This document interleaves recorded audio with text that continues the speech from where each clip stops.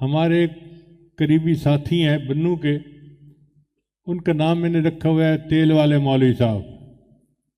وہ ہر وقت اپنی جیب میں تیل کی بوتل رکھتے ہیں اور جہاں ہوتے ہیں حضرت مجھے تھوڑا سا ٹائم دے، میں آپ کے سر کی مالش کر دیتا ہوں کہ بہت اچھا۔ چنانچہ وہ سر کی مالش کرتے ہیں اور بہت سکون ملتا ہے۔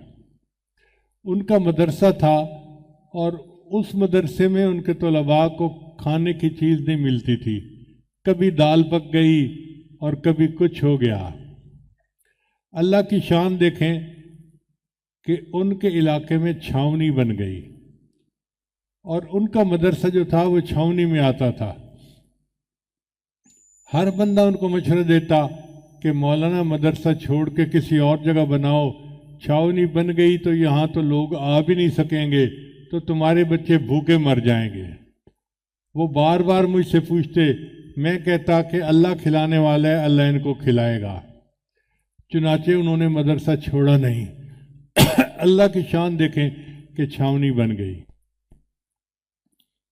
وہ کہتے ہیں کہ میں پریشان تھا کہ اب میں بچوں کے لیے کھانے کا انتظام کیسے کروں گا۔ بیٹھا ہوا تھا تو ایک بندہ آیا اور اس کے پاس 2 بکرے تھے۔ کہتے ہیں جی طلباء کو کھلاؤ۔ وہ طلباء جو دال مشکل سے کھاتے تھے، اب اللہ نے ان کو کھانے کے لیے گوشت دے دیا۔ پھر دوسرے دن ایک بندہ آیا، وہ بھی بکرے لے آیا۔ اب طلباء کے تو وارے نیارے ہو گئے، کہاں دال کھانے کو نہیں ملتی تھی اور کہاں اب روز گوشت کے مزے کھا رہے ہیں۔ وہ کہتے ہیں کہ میں نے طلباء کو کہا کہ اب کوئی بندہ اگر بکرے لائے اسے روکنا، میں پوچھوں وہ ہے کون۔ چنانچہ ایک بندہ بکرے لایا تو انہوں نے اس سے پوچھا کہ بھئی آپ کون ہیں؟ اس نے کہا جی میں فوجی ہوں۔ بھئی بکرے کیوں لائے ہیں؟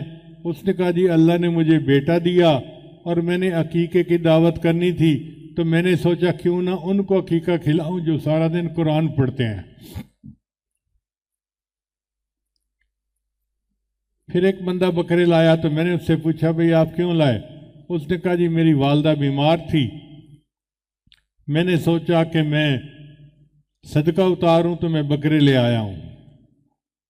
اب اللہ کی شان دیکھیں کہ ہر انسان کے ساتھ خوشی اور غمی لگی ہوئی ہے، کبھی خوشی ہے اور کبھی غم ہے، تو خوشی میں شکرانے کے وہ بکرے دیتا ہے اور غمی میں وہ صدقہ کے طور پہ بکرے دیتا ہے۔ اور یوں طلباء کو اللہ تعالیٰ نے بکرے پھال کے دکھا دیا۔ وہ لوگ جو دال نہیں کھا پاتے تھے، اب اللہ نے ان کو گوشت پاک کھلا کر دکھا دیا کہ دیکھو میں اپنے بندوں کو ایسے پالتا ہوں۔ اس لیے ہمیں چاہیے کہ ہم اپنے رزق کی وجہ سے پریشان نہ ہوں۔ رزق اللہ کے ذمے ہے، اللہ نے ہمیں پہنچانا ہے۔ ہم دین کا کام کریں گے تو اللہ رزق پہنچائیں گے، اور ایسی طرف سے پہنچائیں گے جس کا کسی کو خواب و خیال ہی نہیں ہوگا۔ وَمَن يَتَّقِ اللَّهَ يَجْعَل لَّهُ مَخْرَجًا وَيَرْزُقْهُ مِنْ حَيْثُ لَا يَحْتَسِبُ۔ ایک جگہ اللہ تعالیٰ فرماتے ہیں وَلَوْ أَنَّ أَهْلَ الْقُرَىٰ آمَنُوا وَاتَّقَوْا، اگر یہ بستی دیسوں والے ایمان لاتے اور تقوی اختیار کرتے، لَفَتَحْنَا عَلَيْهِمْ بَرَكَاتٍ مِّنَ السَّمَاءِ، ہم ان پر آسمان سے برکتوں کو نازل کر دیتے۔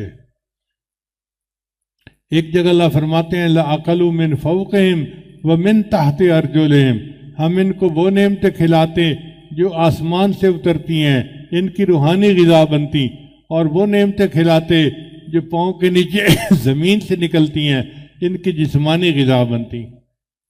تو رزق کا ذمہ اللہ نے لیا ہے، اور طلباء علماء تو اللہ کے اس وعدے پر ہی پلتے ہیں۔ اس لیے آپ بالکل پریشان نہ ہو۔